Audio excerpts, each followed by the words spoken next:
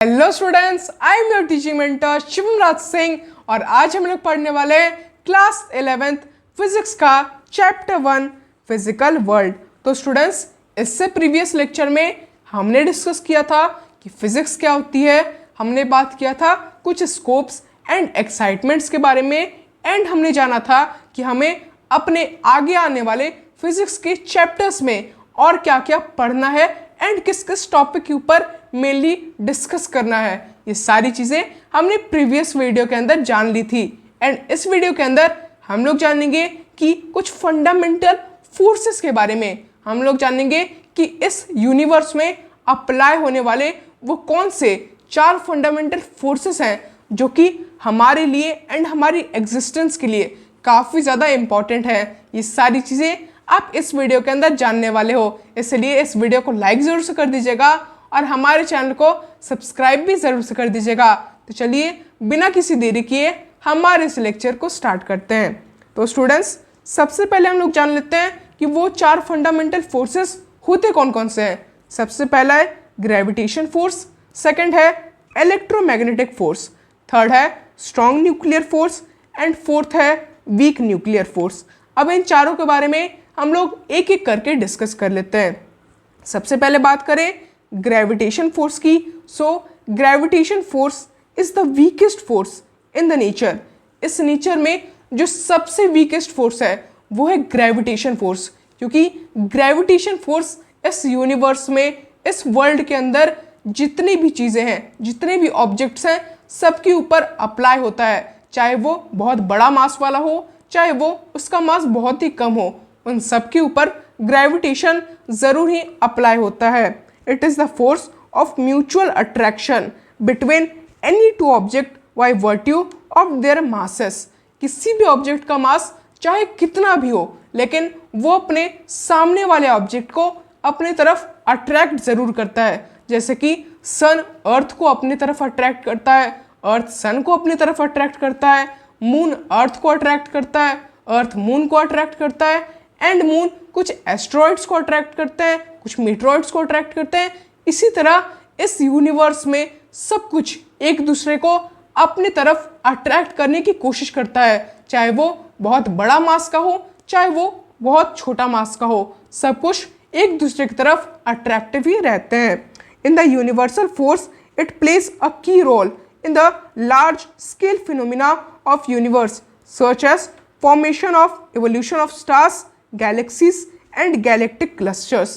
इस यूनिवर्स के फॉर्मेशन में इस ग्रेविटेशन ने काफ़ी इम्पॉर्टेंट रोल अदा किया है। इस यूनिवर्स के टोटल जितनी भी चीज़ें हैं, सबके पीछे ग्रेविटी का एक बहुत ही इम्पॉर्टेंट रोल है। चाहे वो यूनिवर्स का फॉर्मेशन हो, स्टार्स का क्रिएशन हो या फिर बहुत बड़े बड़े गैलेक्टिक क्लस्टर्स का क्रिएशन हो, इन सब के पीछे ग्रेविटेशन का एक बहुत ही अहम एंड की रोल है।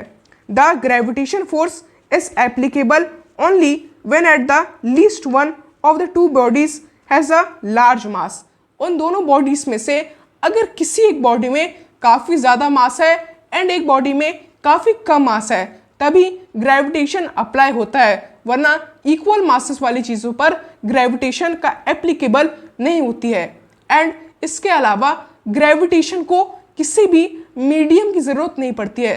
जैसे कि साउंड को ट्रैवल करने के लिए एक मीडियम की आवश्यकता होती है, उसी तरह ग्रेविटेशन को एक जगह से दूसरी जगह ट्रैवल करने में या फिर किसी भी चीज़ के ऊपर अप्लाई होने के लिए किसी भी मीडियम की ज़रूरत नहीं होती है। एंड इसके अलावा ग्रेविटी का जो डिस्टेंस है, जिस डिस्टेंस तक ग्रेविटी काम करती है, वो डिस्टेंस इन्फिनिटी होता है। मतलब कि यहाँ से कोई इंसान बहुत दूर के किसी स्टार को भी अट्रैक्ट कर रहा है, भले ही उस स्टार पर कोई बहुत ज़्यादा प्रभाव तो नहीं पड़ रहा है, कोई ज़्यादा फोर्स तो नहीं एक्ट हो रहा है, लेकिन तब भी अट्रैक्शन मौजूद है। इसलिए हम चाहे कितनी भी छोटी चीज़ को देख लें, हम सब उससे अट्रैक्ट ज़रूर कर रहे हैं, भले वो हमसे कितनी भी ज़्यादा दूर क्यों ना हो या फिर कितनी भी ज़्यादा पास क्यों ना हो।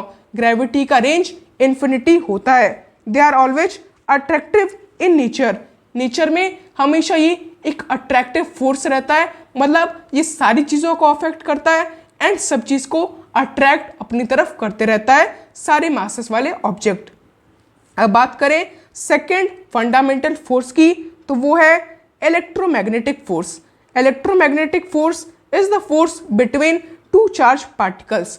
कोई भी चार्ज पार्टिकल्स के बीच का जो फोर्स होता है उससे हम लोग इलेक्ट्रोमैग्नेटिक फोर्स कहते हैं। When charge are at the least the force given by Coulomb's law, वो चार्ज अगर बहुत ही लीस्ट पोजीशन में हो, बहुत ही छोटा हो, तब हम उस चार्ज की जो पोजीशन है, उसके बीच का अट्रैक्शन है, उससे हम लोग कूलम्स लॉ के द्वारा दे सकते हैं। एंड इस फोर्स को हम लोग कूलम फोर्स भी कहते हैं। When charges are in motion the produce magnetic field give rises to the force on a moving charge.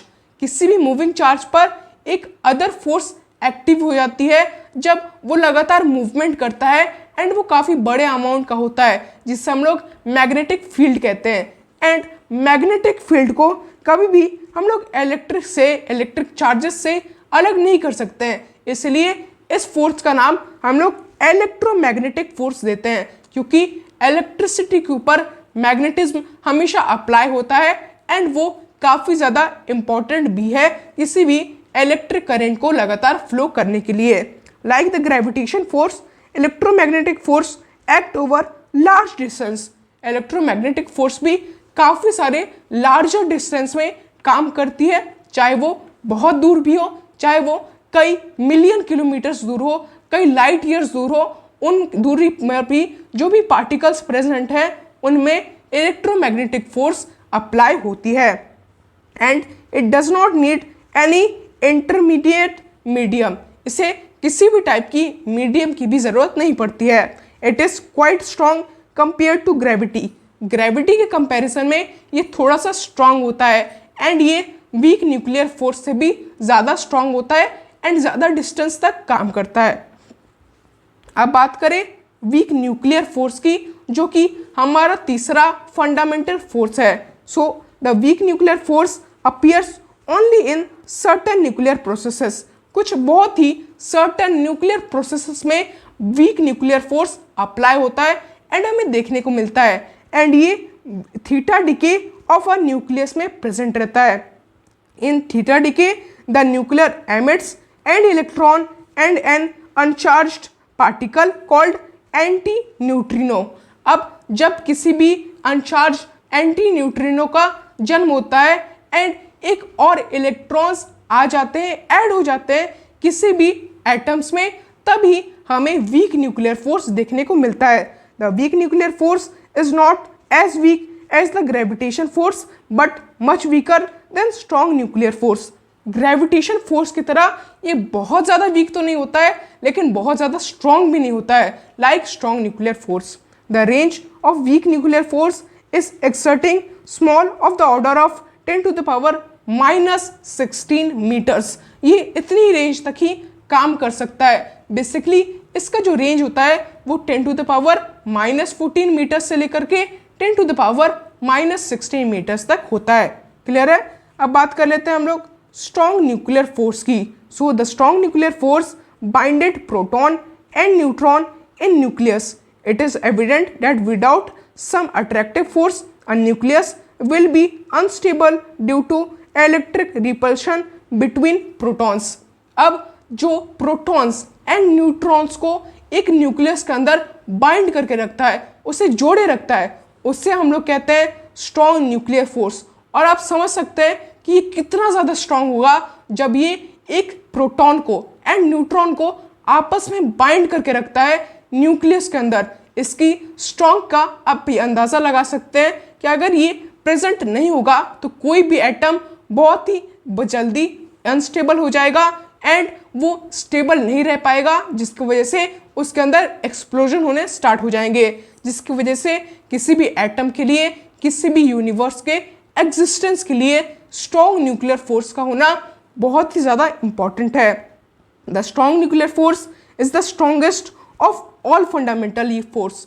ये सारा जितना भी फंडामेंटल फोर्स है, इसमें सबसे ज़्यादा जो स्ट्रॉन्ग होता है वो होता है strong nuclear force. It charges independently, यानी कि ये किसी भी चीज़ के ऊपर डिपेंड नहीं रहता है, चाहे वो इलेक्ट्रॉन्स हो, प्रोटॉन्स हो, न्यूट्रॉन्स हो या फिर किसी भी तरह की चीज़ हो, उसके ऊपर ये जो स्ट्रॉन्ग न्यूक्लियर फोर्स होता है ये बिल्कुल भी डिपेंडेंट नहीं रहता है, ये अपना इंडिपेंडेंटली काम करता है। It is equal for protons and neutrons. ये न्यूक्लियस के अंदर प्रेजेंट प्रोटॉन्स एंड न्यूट्रॉन्स पर इक्वली एप्लीकेबल होता है, चाहे वो कितनी भी अमाउंट में और कितना ही ज़्यादा क्यों ना हो। It ranges extremely smalls of the order nuclear dimension 10 to the power -15 metres. इसका जो रेंज होता है वो भी 10 to the power -15 मीटर्स से लेकर के 10 to the power -16 मीटर्स तक ही होता है।